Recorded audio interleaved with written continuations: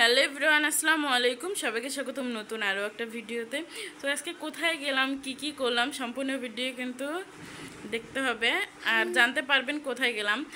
তো তোমরা যাতে পারবে আমরা কোথায় তবে আজকে আজকে আমরা রাতে না বারে চলে যাব। তো আজকে আমরা রাত্রে আমার বাবার বাসায় যাব। তো আমার বাবার বাসা যেহেতু রংপুর, তো আমরা রাত্রের গাড়িতেই যাব। তো মূলত আমরা যাবার সময় বাসটা আমরা আবার সময় ট্রেন দেয়। তো এখানে আমরা যাব মোট 4 জন। আমি, তাশরিফ, তৌসিফ আর আমার ভাই কিন্তু নিতে আসছে। তো আমার ভাই যেহেতু মিরপুর থাকে, তো আমরা এখান থেকে আসছে।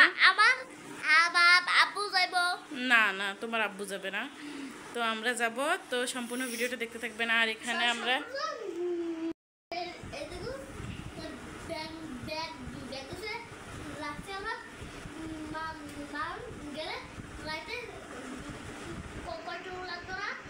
তো এখানে আমাদের ব্যাগ প্যাকিং হয়ে গেছে, এখানে একটা, আর এখানে আমার ভাইয়ের ব্যাগেও কিছু ভরে দিছি, তাশরিফের খাবার এগুলো। আর আমার ভাইও যাবে। আমার ভাই আমার পাশের রুমেই শুয়ে আছে।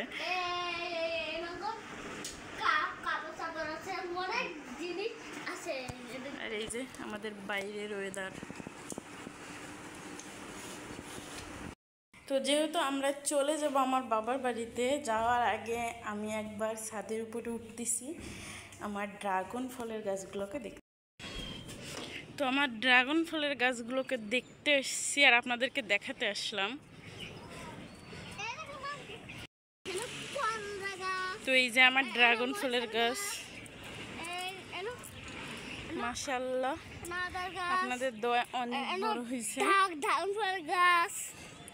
আর এটা কি ফুলের গাছ কে বলে জানি না, কিন্তু আমাদের রংপুরের এদিকে আমরা বিস্কুট ফুলের গাছ বলি এটাকে। আর এখানে আছে করলা গাছ, অনেক সুন্দর ফুল হয়েছে কিন্তু। আর এখানে মরিচের গাছ এগুলো মারা গেছে। ওখানে ঘাস ফুলের গাছ হালকা পাতলা বেঁচে আছে, আর অলরেডি অর্ধেক মারা গেছে এরকমই। এই যে চারপাশের ওয়েদার এরকম। আর এখানে আমার সিম গাছ অলরেডি মারা গেছে বলতে এখনো বেঁচে আছে, কিন্তু পানি দিবে কে, মারা গেছে। আর আমি তো চলে যাইতেছি বাবার বাড়িতে, গিয়ে কয়েকদিন থাকবো, তারপরে আপনাদের ভাইয়া যাবে, গিয়ে আমাকে নিয়ে আসবে। আর তো আকাশে হালকা পাতলা মেঘলা মেঘলা আছে, আর অনেক প্রচণ্ড পরিমাণ বাতাস, অনেক সুন্দর কিন্তু।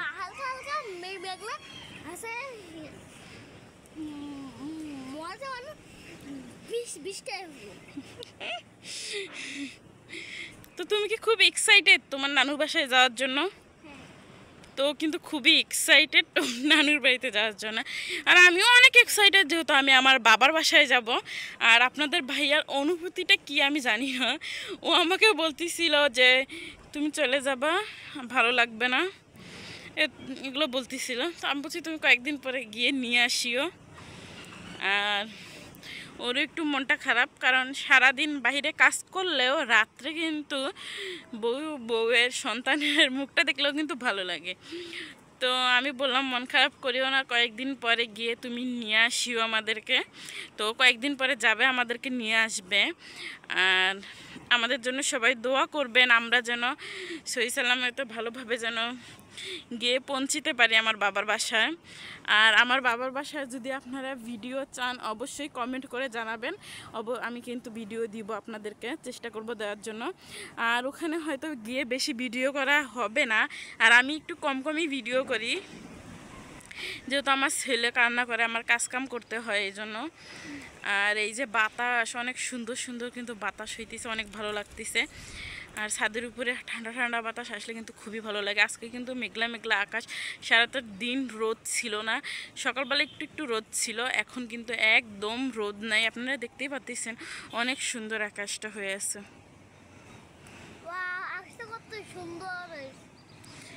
তো আপনাদের ভাইয়ার অনুভূতি জানার জন্য আমাদের চ্যানেলটার সঙ্গেই থাকুন আর ভিডিওটার সঙ্গেই থাকুন।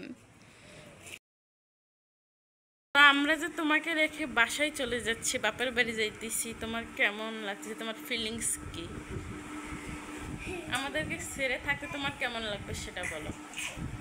ও তোমাদেরকে ছেড়ে থাকা খুবই কষ্টদায়ক, খুবই কষ্টদায়ক। এটা বাসায় প্রকাশ করা যাচ্ছে না। তো কে আমার জামা কাপড় ধুয়ে দিবে? কে কে রান্না করে দিবে? তার মানে আমি ওর মানে কি মানে চাকরানি যে বলে সেটা, কে আমার খোঁজ করবে? কাজের বুয়া। কে কে আমাকে ধুতাতে পাঠাবে? দেখো কে বলবো যে তার শিপে নেও, আমি একটু ঘুমাই। সত্যি কি আমি এটা বলি? ওকে, তাহলে তোমার ভালো ভালো যাও। তোমরা কি মিডিয়াম আমার থেকে